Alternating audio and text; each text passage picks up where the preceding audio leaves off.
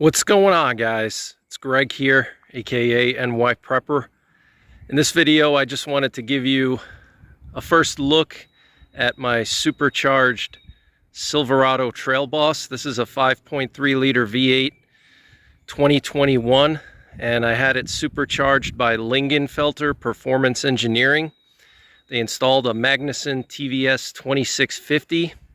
So I want to show you the supercharger and just give you my first impressions of what it's like to drive and own a supercharged V8 Silverado. So I have absolutely zero regrets. I was a little bit concerned that the drivability may be affected and that the reliability would diminish with a supercharger. I did about a year of research before I actually pulled the trigger and set up an appointment with Lingenfelter to have the Magnuson installed.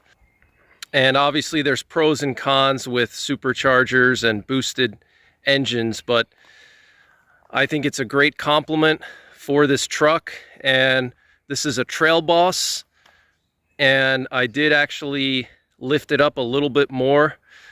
So the factory Trail Boss comes with a 2-inch lift and skid plates and a bunch of other things. And I added the Ready Lift SST 2.0, and that lifts it up another 2 inches in the front, and it replaces the rear 2-inch block with a 3-inch block. So I now have 4 inches of lift in the front and 3 inches of lift in the back. And I have these Dyno trail grapplers, 295/70 R18s, which are roughly 34¼ inches tall by 12¼ inches wide. And I think that size is just perfect for the Trail Boss or even a ZR2. You could go up to a 35 as well. So let me just show you the Ready Lift. You can see the upper control arm there from Ready Lift. Highly recommend this lift if you guys are gonna lift up your Trail Boss a little bit more. The upper control arm is a lot beefier, and I have done a full review on this lift. I'll leave a link in the top right corner to that review. I've done a review of these tires in the snow, in the mud. I've done a 10,000 mile review of these tires. I think these tires are absolutely excellent. I have the Method bead grip wheels. These are amazing as well. Highly recommend them if you're going to be doing any kind of serious off-roading. I got the Steelcraft front bumper here. Absolutely amazing. It has this 2-inch receiver here, so I can hook up my winch or anything that'll fit into a 2-inch hitch receiver. And I have these last fit lights here. The ones with the yellow lenses are ditch lights, and the ones with the clear lenses are spotlights that throw a beam really, really far. And I have this matching tint for the front driver and passenger windows. I did not tint the windshield just because of safety reasons. Driving at night, it's difficult to see with tinted windows, and I don't want to deal with cops pulling me over all the time. So let me just pop the hood here and show you the supercharger. But overall, I do not regret doing this. Lingenfelter was awesome to work with. If you're going to install a supercharger on your Silverado or Colorado, I highly recommend you contact Lingenfelter Performance Engineering. And the person that I dealt with over there was Phil Duscio. I'll leave contact information in the description below. I recommend you contact Lingenfelter, preferably contact Phil because he was great to work with. And the reason I went with Lingenfelter was their reputation. You know, they're known to work with GM vehicles, specifically Corvettes. They have an in-house tuner, so they're not just going to slap on the supercharger and send you on your way. They actually tune the supercharger. They have an in-house tuner. They dyno tune, and then they road test. So it's not like they just slap it on and give you the keys back. You know, they actually test it, dyno test it, dyno tune it. And they did also tweak my transmission, and I'm highly satisfied with the change to my transmission tune. They changed the shift points, so it's just right in the power band. And basically driving around town, it doesn't even feel like you're driving a boosted vehicle or any kind of supercharged or any kind of really high horsepower vehicle. It drives like a Cadillac, like your grandpa's Cadillac or something around town. But once you step on it, you can feel the boost kick in right around 2,000 to 2,500 RPM is when the boost starts to really kick in.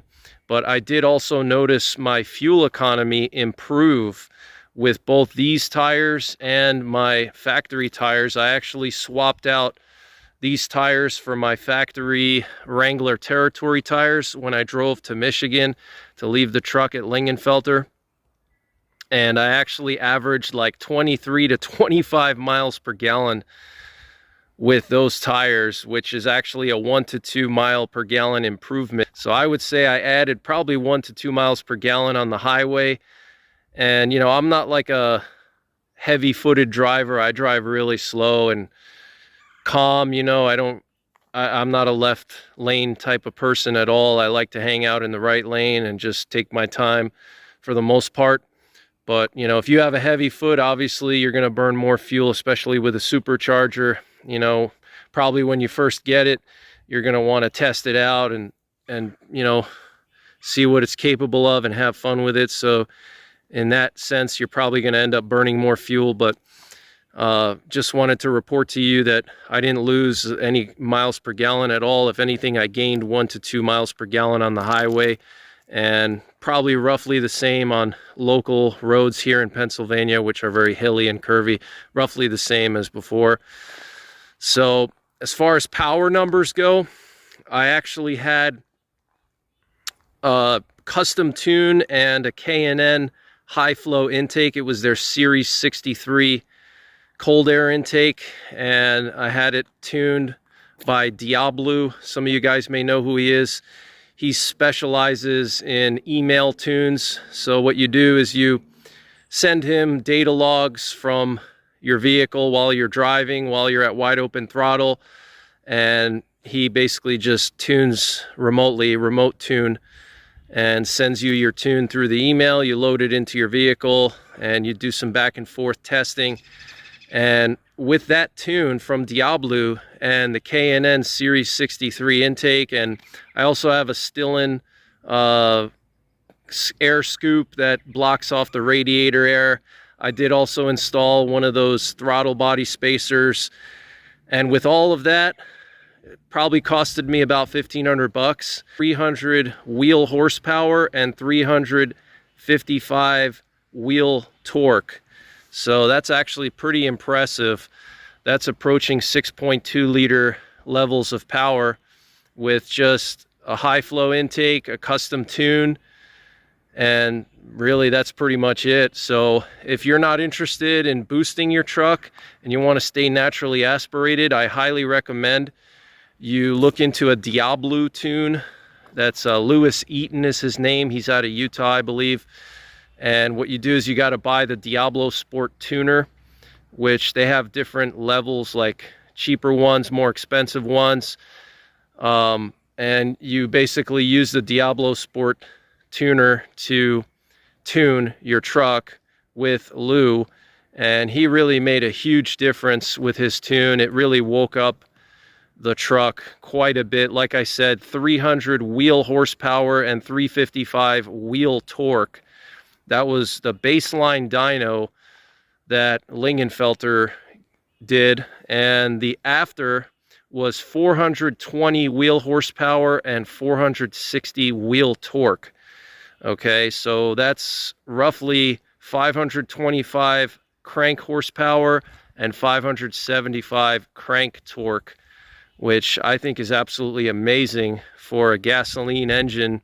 You know, that's pushing on diesel levels of power with moderate boost. I don't know exactly how much boost they tuned the engine and the supercharger for, but on their website they say 6 psi. Maybe they tuned it for 7 or 8, I don't know, but somewhere between 6 and 8 psi. That's amazing for just such a moderate level of boost. You know, just 6 to 8 psi. That's very modest, and it's not going to really affect the longevity of your engine. So highly recommend Lingenfelter Performance Engineering and the Magnuson TVS 2650. Excellent supercharger. And I'll talk to you a little bit about why I went with the Magnuson instead of Whipple. The Whipples are really starting to get popular, but I think the Magnuson is a lot more reliable. Check out that badge I installed. This is from Atomic Car Concepts. I think it's really cool. I put one on the back and also on the other side. But yeah, I went with the Magnuson instead of the Whipple simply because of their reputation. Magnuson has been around a very long time, and also the actual compressor in the supercharger is made by Eaton. So it's actually just an Eaton supercharger, really. Magnuson is just, you know, the supercharger cover and the components, the heat exchanger and things like that. But the actual compressor itself is made by Eaton. And I'm sure a lot of you guys know about Eaton. They've been around a very long time. They actually make the G80 locker for this truck in the rear axle. That's the automatic locking differential. So Eaton has been around a very long time. They make really high quality stuff. So I decided to go with the Magnuson simply because Eaton makes the compressor for it, and Magnuson also has a really good reputation as well. You don't really hear much about Magnuson's failing. I mean, you can search the internet. I haven't heard anything bad. I searched the internet like every nook and cranny, and I couldn't find a single complaint about Magnuson superchargers. They're very, very reliable. Also, the design of the Magnuson supercharger is not the same as a Whipple. A Whipple is a twin screw, and the Magnuson is a roots blower or roots supercharger. And the difference is that with a Whipple, the compressor actually forces the air down through the middle of the supercharger, versus with the roots blower, which is my Magnuson here, actually forces the air around the sides of the supercharger. So some people say that the Whipple is more efficient, it stays cooler, which is actually true.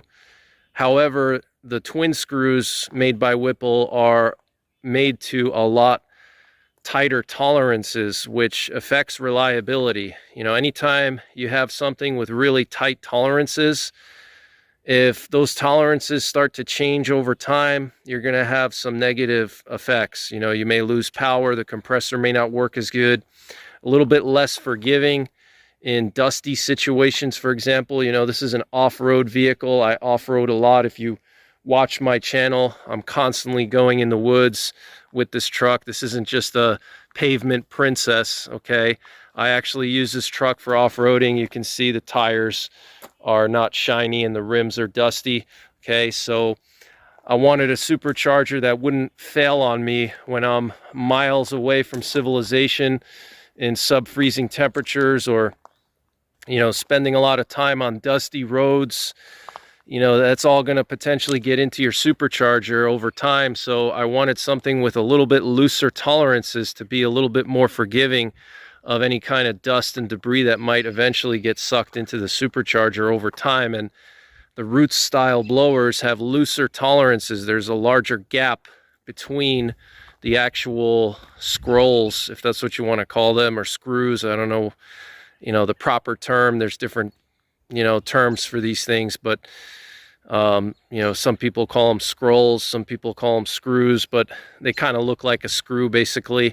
There's a little bit looser tolerances in a Roots style blower, and even though it heats up a little bit more than a Whipple, for my purposes, you know, I'm not racing, okay? This is not a racing truck, okay?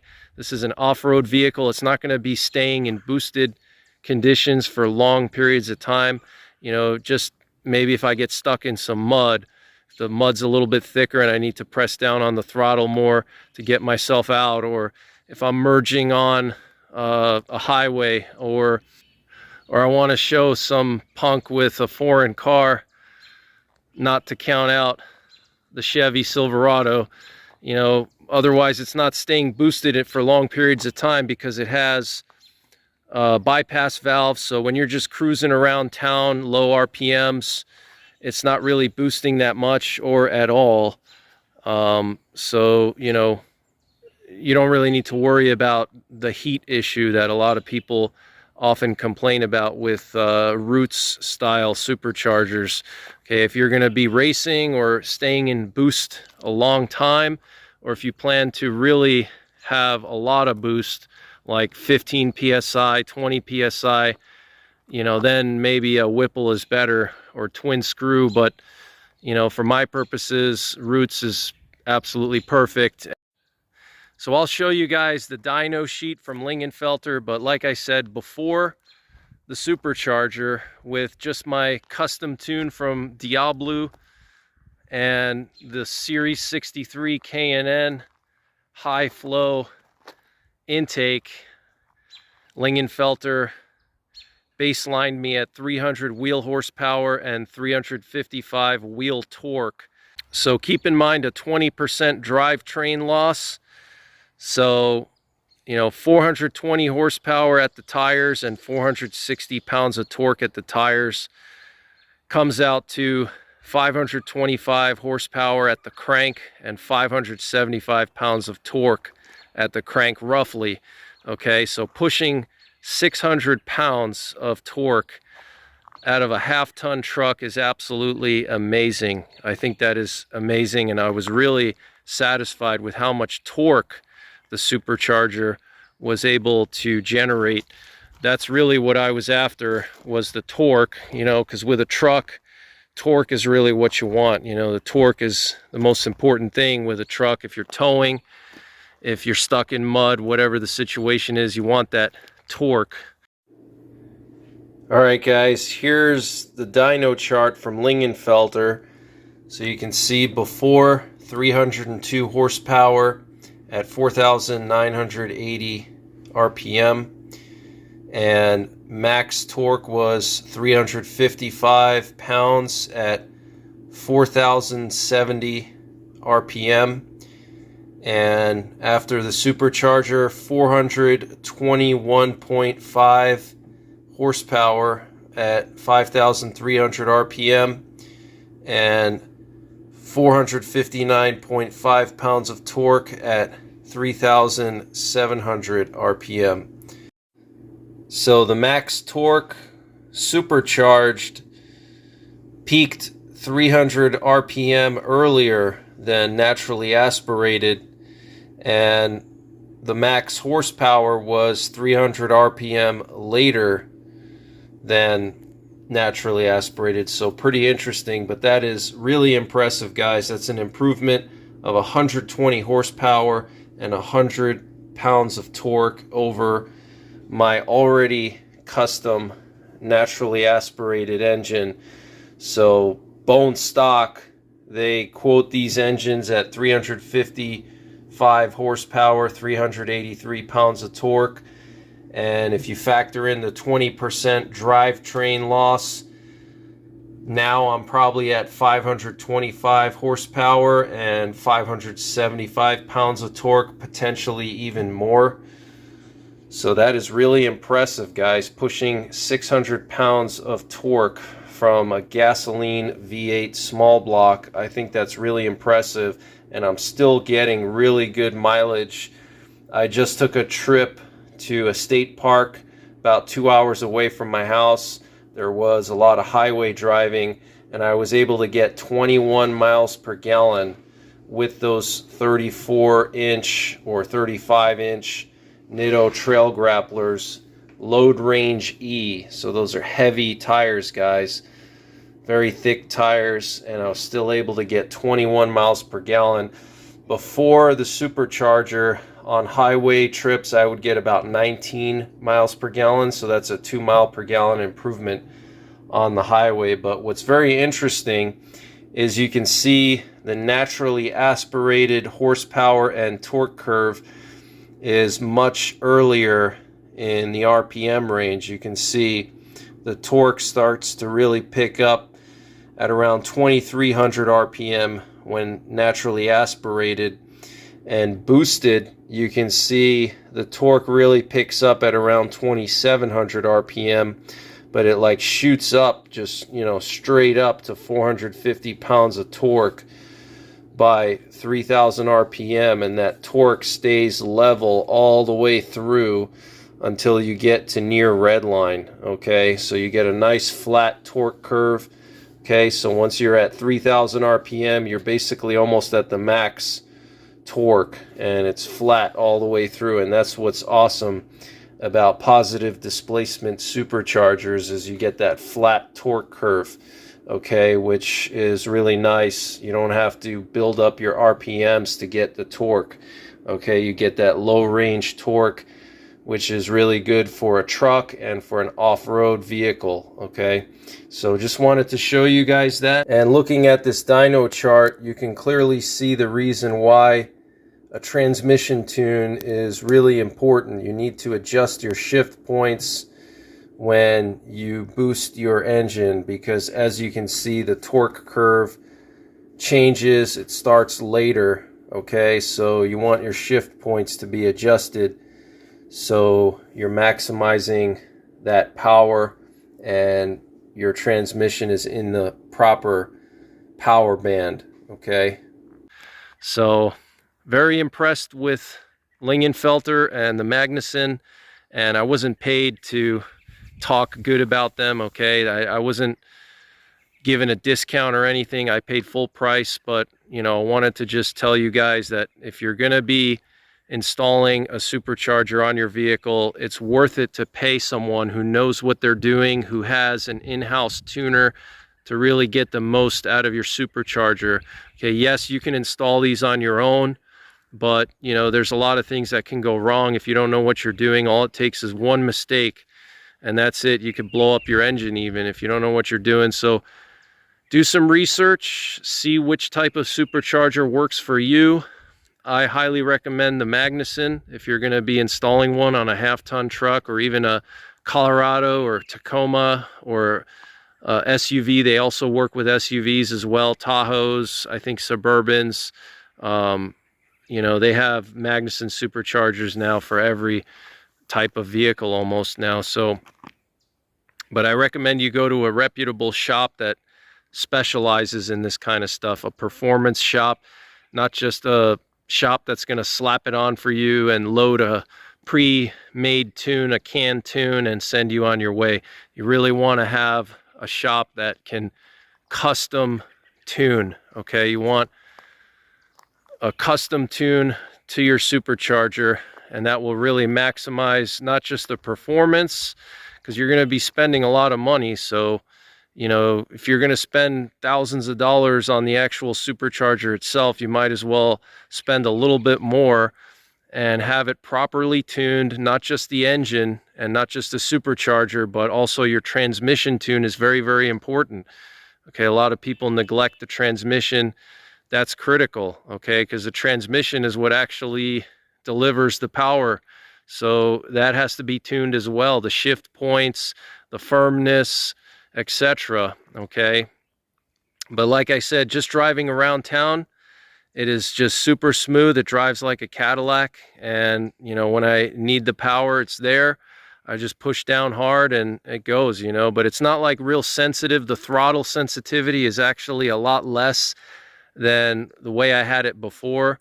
So it's not like you're just gonna, you know, touch the gas pedal and you're gonna start chirping your tires, or you're gonna start doing burnouts every time you start from a dead stop, like at a light. You know, that's not the way they tuned the transmission. They tuned it very safe, so you're not gonna be, you know, burning out all the time, you know, going from dead stops, Could you do a burnout? Of course. Will I be doing burnouts? Absolutely not, because I want this truck to last many, many years and maybe pass it on to my kids. And so, especially with these mud tires, you don't really want to be doing burnouts with mud tires unless you have a lot of disposable income and can afford to just replace tires all the time, you know. So I will not be abusing my truck and doing burnouts. So, but I will be doing a lot of different tests. I'm going to be doing some 0 to 60 tests and some off-roading tests and stuff like that. But I'm going to pop the hood and show you guys what it looks like under the hood. So hang on. All right, guys, so there's the Magnuson. You can see the Lingenfelter badge there. I also had a Mighty Mouse catch can installed. Highly recommend this for these direct injection engines to keep any kind of oil and carbon buildup from getting inside your supercharger over time. I was able to actually look at the inside of my old intake, and because I had a catch can on the last 10,000 miles, I actually purchased this truck used with 27,000 miles, and now the truck has 43,000 miles, and the intake manifold had a very light coating of oil, which is really impressive considering that it's at 43,000 miles, you know, just a very light coat of oil. And that's because I had a catch can on the last 15,000 miles, okay? So you got to get a catch can if you're going to be running one of these engines. And what the catch can does, if you don't know, it basically runs in line with your PCV system. So because a direct injection engine doesn't have the fuel injector in your actual intake, it's not washing the back of the valves. So over time, your intake runners, your intake manifold, your throttle body, in this case the supercharger, and the intercooler can get coated with oil and carbon. You know, so the catch can, what it does is it has like a little filter media in there.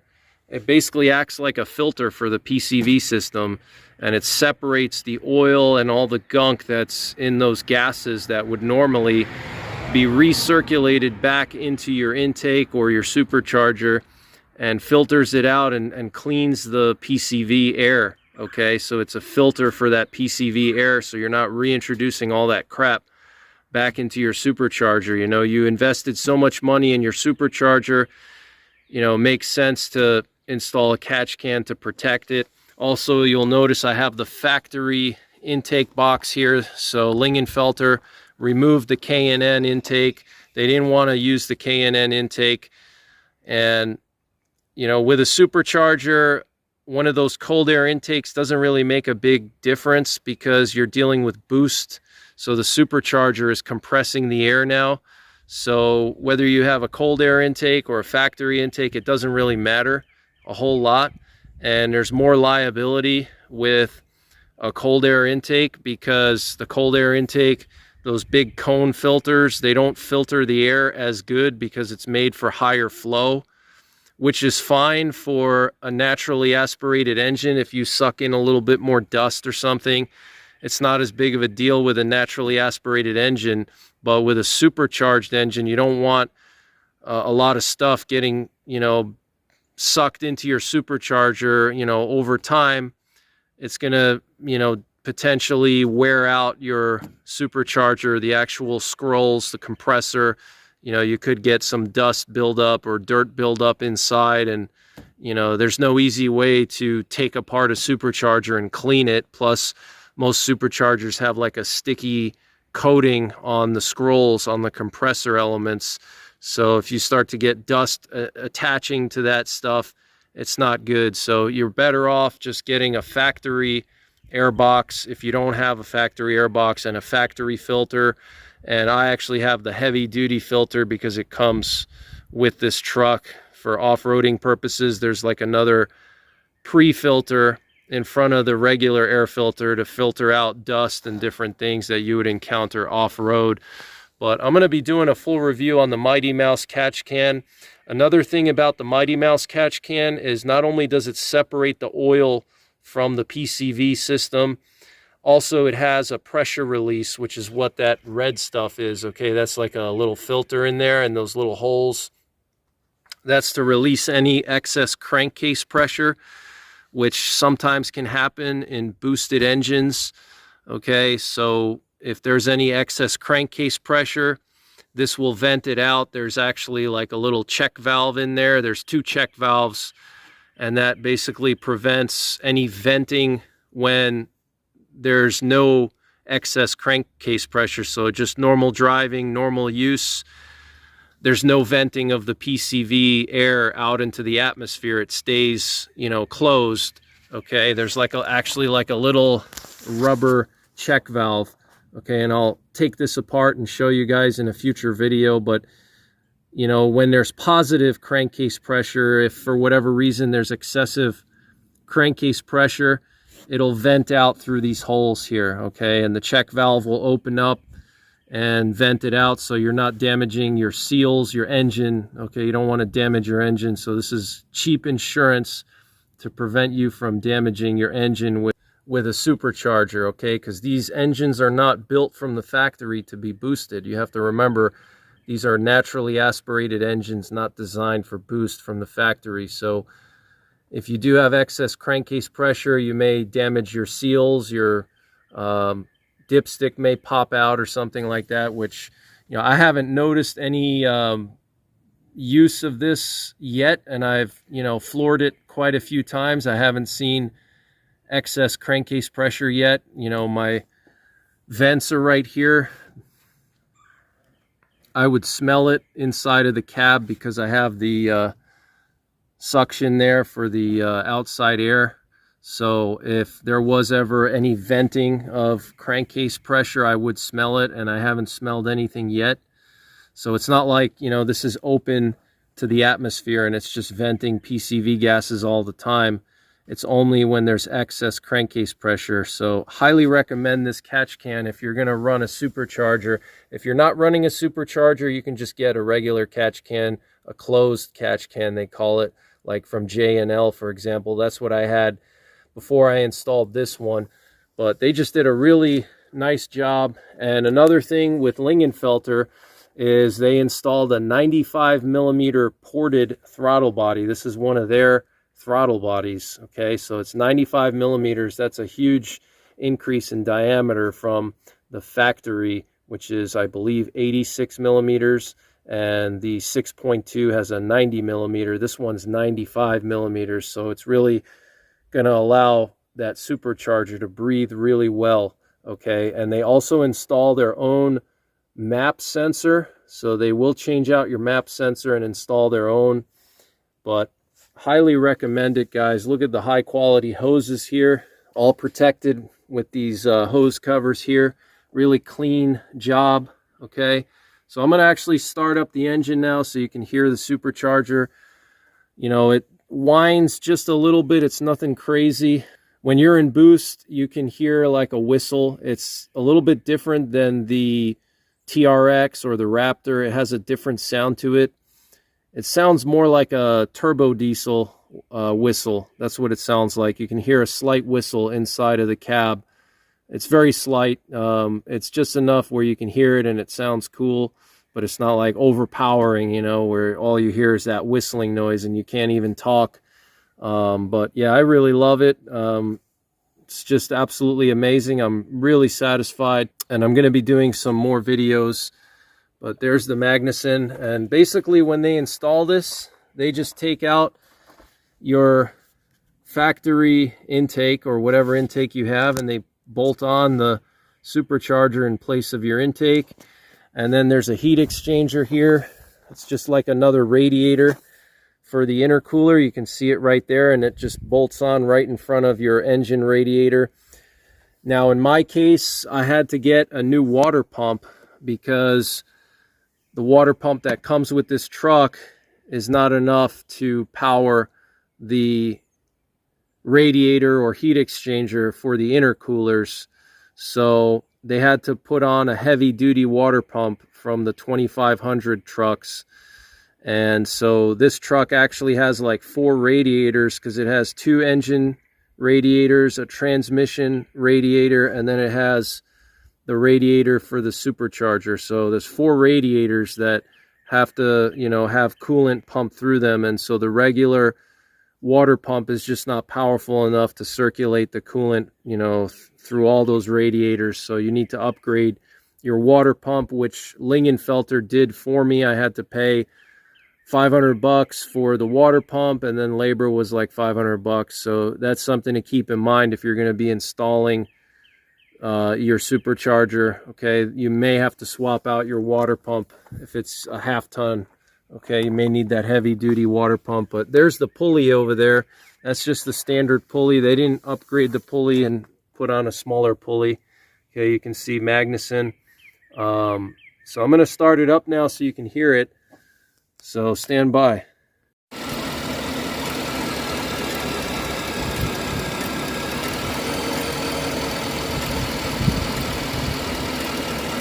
So there it is, guys. I'm gonna actually rev it up in neutral.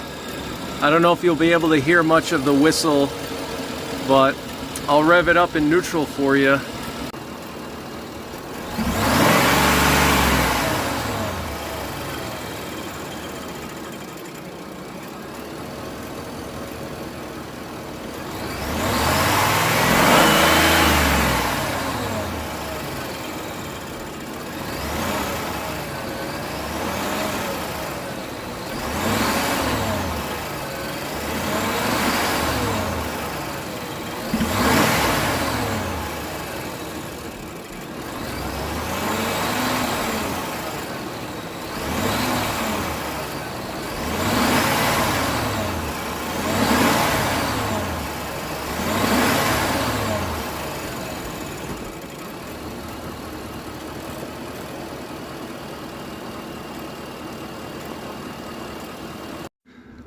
So that's pretty much it for this one, guys. I hope you enjoyed the video. I'm going to be doing a lot more videos with the truck and a lot of different tests, and I'll do some 0 to 60s and stuff like that. Wanted to also show you this rockfish bumper I got. I've done a video on that. Highly recommend it. I'll leave a link in the top right corner. But if you guys are going to install a supercharger on your truck, like I said, do a lot of research first. Obviously, you want your truck to be in good condition with relatively low miles before you install one. Obviously, you're going to want to check your engine or have a mechanic check your engine. Lingenfelter checked my engine before they did any installation, so that's critical, because you know, you don't want to spend thousands of dollars installing a supercharger and then drive off the lot and your engine blows up or something like that. So make sure you check your engine, and it should be a relatively new engine with lower mileage. You know, I'd say less than 100,000 miles. But you know, definitely pick a good shop to do your install, and I highly recommend the Magnuson. So until the next time, check out my off-roading and truck playlist for all of my truck content. I'll leave a link in the top right corner. And take care, God bless, and don't forget the 3 P's: prepare, practice, and persevere.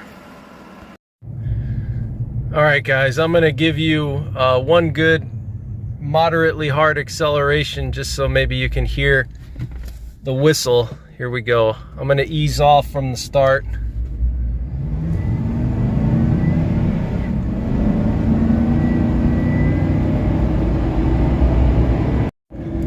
It's just a ton of power, so much power. It's almost scary with a big truck like this, a lifted truck. It's almost scary. I mean, even just going up to 4,000 RPM, it's just totally insane. With all that torque, it really pushes you back, and the front end of the truck comes up a little bit. It's definitely noticeable, but it's not like uncontrollable. You know, the way that they tune it, it's not like, you know, you're gonna tap the pedal and you're gonna start chirping tires and stuff like that, and it's very, very safe. So I highly recommend Lingenfelter if you're gonna do this